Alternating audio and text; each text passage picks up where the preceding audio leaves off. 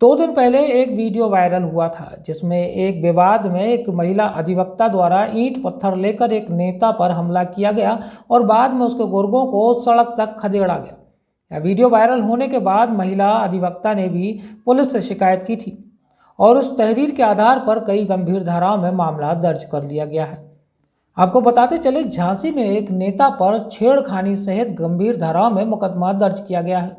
झांसी के नवाबाद थाना पुलिस ने महिला अधिवक्ता की शिकायत पर घर में घुसकर छेड़खानी करने और जान से मारने की नियत से फायर कर धमकाने के आरोप में गंभीर धाराओं में मुकदमा दर्ज किया है। वीरांगना नगर निवासी महिला अधिवक्ता ने नवाबाद थाना में रिपोर्ट दर्ज करते हुए बताया था कि केशभान सिंह पटेल अपने 2 साथियों के साथ 23 जनवरी 2023 को उसके घर में घुसकर तोड़फोड़ करते हुए उसके साथ छेड़खानी कर बैठे थे। विरोध करने पर जान से मारने की नियत से तमंचे से फायर किया गया। आरोप है कि उक्त नेता द्वारा महिला को धमकी दी जा रही थी, जिसके बाद पुलिस ने शिकायती पत्र के आधार पर केशभान सिंह पटेल पर 452, 354 का 504, 506, 427 और 307 के तहत मुकदमा दर्ज कर लिया है। आपको बताते चले, केशभान सिंह पटेल समाजवादी पार्टी के एक कद्दावर नेता के काफ़ी करीबी हैं और एक समय में उनका अच्छा खासा वर्चस्व था। बताते चले कि महिला अधिवक्ता ने रिपोर्ट दर्ज कराई थी जिसमें उसने 1 नवंबर 2022 को रामदेवी पत्नी केशभान सिंह के विकलांगता प्रमाण पत्र कूट रचना का आरोप लगाते हुए जिलाधिकारी से शिकायत की थी। इसी के चलते नेताजी इस महिला अधिवक्ता से नाराज हो गए थे और यही दोनों के मत विवाद का कारण बना था। क्या है पूरा मामला? सर, मामला ये है कि मैंने जिलाधिकारी झांसी के यहाँ एक प्रार्थना पत्र दिया था रामदेवी पत्नी केशभान के खिलाफ कि उनकी पत्नी विकलांग नहीं है और बीएड की मार्कशीट जो है एनसीईआरटी प्राप्त मान्यता प्राप्त नहीं है। और इस बात को मैंने प्रार्थना पत्र इसके पहले मैंने बीएसए अधिकारी को भी कई बार दिया, लेकिन उस पर कोई कार्रवाई नहीं हो रही थी। तो मैंने जिलाधिकारी के यहाँ 11/2022 में एक प्रार्थना पत्र दिया जिसमें श्रीमान जिलाधिकारी झांसी द्वारा कागजों के सत्यापन और विकलांगता के संबंध में, इनका सत्यापन के संबंध में आदेश हुआ। तो उस जांच को जैसे ही विभाग में गई, जिला चिकित्सालय के विभाग में गई और बेसिक शिक्षा अधिकारी के यहाँ गई, तो ये एकदम बौखला गया और अपने गुंडों से और तमाम लोगों से मेरे पास खबर भेजने लगा कि मेरी पत्नी के खिलाफ जो प्रार्थना पत्र दिए हैं जांच की वो वापस ले लो, नहीं तो हम ऐसा कर देंगे, नहीं तो हम जान से ख़त्म कर देंगे, हम तुम्हें मार डालेंगे और तुम्हारा नेक्स्ट पता नहीं चलेगा। तो इसने ऐसा कहा तो हमने उनके 1-2 लोगों से, अपने अधिवक्ता संघ के जो सेक्रेटरी हैं उनसे कहा कि ऐसी ऐसी धमकियाँ आ रही हैं मैं प्रार्थना पत्र वापस लेने के संबंध में। तो चलो ठीक है, आ रही थी, लेकिन इसके बाद में धमकियों के बाद में इसका यहाँ तक दिल नहीं भरा।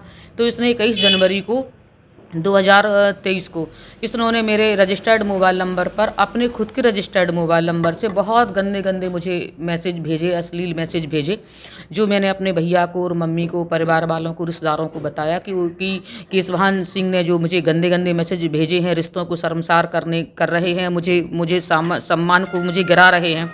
आप लोग उनको मना करिए कि मैं मतलब मेरे हस्बैंड की डेथ हो गई, मैं अपनी सास के साथ रहती हूँ, मैं वकालत करके और डिग्निटी के साथ में वकालत करके अपना जीवन यापन कर रही हूँ। मेरा उनसे किसी तरह का कोई लेना देना नहीं है, किसी तरह का कोई भी मतलब वो नहीं है। तो मुझे परेशान ना करें, मुझे जीने दें और मैं अपनी दाल रोटी कमा रही हूँ, अपनी सास के साथ जी रही हूँ। तो पर जब मेरे भैया ने और अन्य रिश्तेदार समाज के लोगों ने इनको मना किया, उलाहना दिया कि क्यों लड़की को परेशान कर रहे हो रजिस्टर्ड मोबाइल नंबर से, लेकिन मैंने वरिष्ठ पुलिस अधीक्षक के प्रार्थना पत्र में वो प्रिंट लगाए हैं मैंने। तो इसके बाद सर जैसे ही शिकायत इसको की है तो ये 23 जनवरी को सर मेरे घर में घुस आया है। 2 अज्ञात व्यक्तियों को लेके, दुनाली बंदूक लेके जे घर में घुस आया और मैं कमरे के अंदर अपना फाइल को पढ़ रही थी। ये कमरे के अंदर घुस आया और इसने बहुत भद्दी मुझे गालियाँ दी, बहुत ज़्यादा भद्दी गालियाँ दी और गालियाँ देते हुए इसने मुझे, मतलब जो महिला का सम्मान होता है उसको ख़त्म करने के लिए उसने हर वो प्रयास किया। इस तरह का इन्होंने कृत्य किया जो मैंने वरिष्ठ पुलिस अधीक्षक के प्रार्थना पत्र में दिया और उन्होंने इसको प्रार्थना पत्र को जो हमने दिया है उसी पर मेरी FIR दर्ज हुई है। ये इसमें लिखा हुआ है, वो तहरीर है, उसी प्रार्थना पत्र पर तहरीर हुई है। तो इनने जो किया और ये असफल रहे तो फिर इन्होंने मतलब अपने साथी के हाथ से बंदूक ली, जो दुनाली बंदूक लेके जो आए थे, तो इन्होंने जान से मारने की नीयत से अपनी दुनाली बंदूक से हमारे ऊपर सर के पास में मारी। तो वो सर पे ना लग के थोड़ी मैं ऐसी हुई तो वो मेरे दीवार पे लगी और दीवार पे आज तक मतलब सारी चीज़ें वो छर्रे और उसके दीवार में जो गड्ढे हैं कारतूस के और बंदूक के, जो छर्रे के या उसके जो निशान हैं, वो आज भी हैं। तो उसके संबंध में मैंने श्रीमान वरिष्ठ पुलिस अधीक्षक को प्रार्थना पत्र दिया था। तो वरिष्ठ पुलिस अधीक्षक के यहाँ प्रार्थना पत्र देने के बाद जांच चल रही थी, फिर जांच चल रही थी, 2 महीना हो गया था घटना को। मैं बहुत ज़्यादा मैं मतलब परेशान हो गई थी, बहुत ज़्यादा मैं।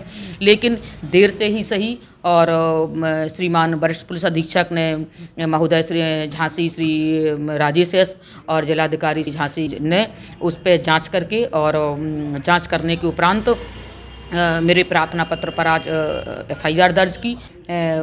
सूबे के मुख्यमंत्री श्री महंत श्री योगी आदित्यनाथ जी के नेतृत्व में जो बीजेपी की सरकार चल रही है, भला ही मुझे देर से न्याय मिला, लेकिन न्याय मिला। लेकिन यही एक समाजवादी पार्टी होती, और जो केशवान पटेल है वो समाजवादी पार्टी का बड़ा नेता है, गद्दावर नेता है। अगर ये घटना इसने समाजवादी पार्टी सरकार के द्वारा की होती तो मैं घर से नहीं निकल पाती, थाने नहीं पहुंच पाती, और FIR लिखना मेरा संभव ही नहीं था।